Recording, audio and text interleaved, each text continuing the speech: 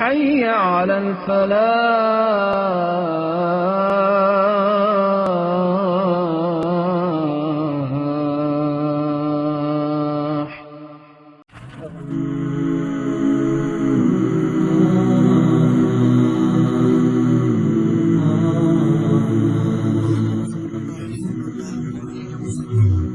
آج ہم قرآن کی 54ویں سورت یعنی سورۃ القمر پر بات کرنے والے ہیں۔ یہ سورت ایک بہت ہی بڑے کائناتی واقعے سے شروع ہوتی ہے جو فوراً ہی ایک بڑا زبردست پیغام دیتی ہے۔ تو آئیے دیکھتے ہیں کہ اس کی ساخت کیسی ہے، اس کے موضوعات کیا ہیں اور اس میں کیا گہرے معنی چھپے ہیں۔ تو سورت کا آغاز ہی ایک بڑی ڈرامائی آیت سے ہوتا ہے۔ عذاب کی گھڑی قریب آ گئی اور چاند پھٹ گیا۔ یہ آیت آپ دیکھیں شروع سے ہی ایک کائناتی اہمیت اور ایک بڑے فیصلے کا ماحول بنا دیتی ہے۔ تو سوال یہ پیدا ہوتا ہے کہ یہ جو آسمانی نشانی ہے یعنی چاند کا پھٹ جانا، یہ آخر کس چیز کی علامت ہے؟ چلیں دیکھتے ہیں کہ یہ واقعہ سورت کے جو مول پیغام ہے اس کو کیسے واضح کرتا ہے۔ اچھا، ایک بہت دلچسپ بات یہ ہے کہ یہاں جو گھڑی یا الساق کا لفظ استعمال ہوا ہے نا، اس کا مطلب صرف قیامت کا دن نہیں ہے۔ اس کے دراصل دو معنی ہیں۔ ایک تو ہے وہ آخری فیصلہ اور دوسرا مطلب ہے وہ فوری سزا جو کسی بھی قوم کو اپنے رسول کو جھٹلانے پر ملتی ہے۔ تو جن لوگوں سے بات ہو رہی تھی ان کے لیے یہ ایک فوری حقیقت تھی، کوئی دور کی بات نہیں تھی۔ اور آپ جانتے ہیں یہ جو اتنا زبردست آغاز ہے یہ کوئی اچانک سے نہیں آ گیا ہے، یہ بالکل پچھلی سورت یعنی سورۃ النجم کے اختتام سے جڑا ہوا ہے، جس سے قرآن کی جو دلیل ہے اس میں ایک زبردست تسلسل پیدا ہوتا ہے۔ تو سوچنے کی بات ہے کہ جب اتنی بڑی کائناتی نشانی سامنے آئی تو پھر لوگوں کا رد عمل کیا تھا؟ اور بس یہیں سے سورت کا جو مرکزی نقطہ ہے نا وہ سامنے آتا ہے، اور وہ ہے انکار کی فطرت۔ یہ بات ہمیں کفر کی نفسیات کے بارے میں ایک بہت اہم سوال پر سوچنے پر مجبور کرتی ہے۔ بھئی جب ثبوت اتنا واضح ہو، اتنا سامنے ہو، تو لوگ پھر بھی یقین کیوں نہیں کرتے؟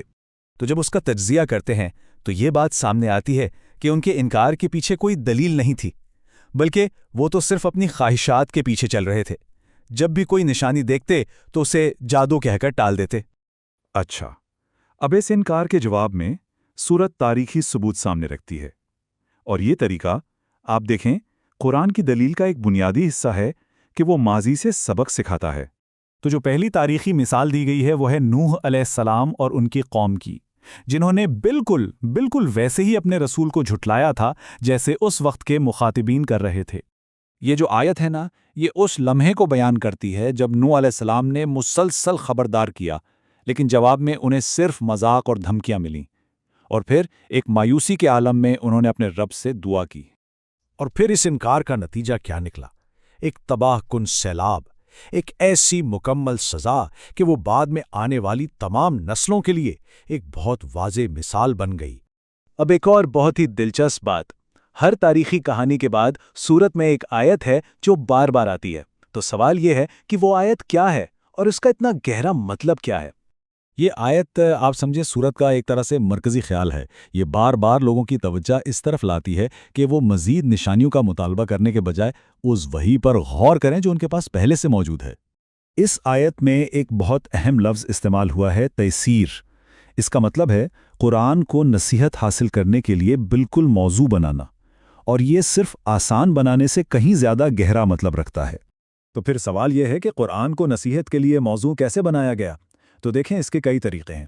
ایک تو اس کی زبان جو بہت واضح اور فصیح ہے، پھر یہ کہ یہ تھوڑا تھوڑا کر کے نازل ہوا، اس میں سمجھانے کے لیے مختلف اسلوب استعمال کیے گئے، اور اس کی ایک بہت منظم ساخت بھی ہے۔ تو ان تمام تاریخی مثالوں اور ثبوتوں کے بعد سورت ایک ایسے موڑ پر آتی ہے جہاں ایک بہت ہی واضح انتخاب سامنے رکھا جاتا ہے، دو راستے اور دونوں کے بالکل الگ الگ انجام۔ تو سورت کے آخر میں یہ بات بالکل صاف کر دی گئی ہے کہ کوئی بھی اللہ کے قانون سے بالاتر نہیں ہے۔ انتخاب بہت واضح ہے، جو مانیں گے ان کا انجام جنت ہے، اور جو انکار کریں گے ان کا مقدر سزا ہے۔ لیکن آخر میں سورت کوئی حتمی فیصلہ نہیں سناتی، بلکہ وہ اپنا وہی مرکزی سوال جو بار بار دہرایا گیا واپس سننے والوں کی طرف پھینک دیتی ہے، تو ہے کوئی جو نصیحت حاصل کرے؟ اور یہ انتخاب یہ ہر ایک پر چھوڑ دیا جاتا ہے۔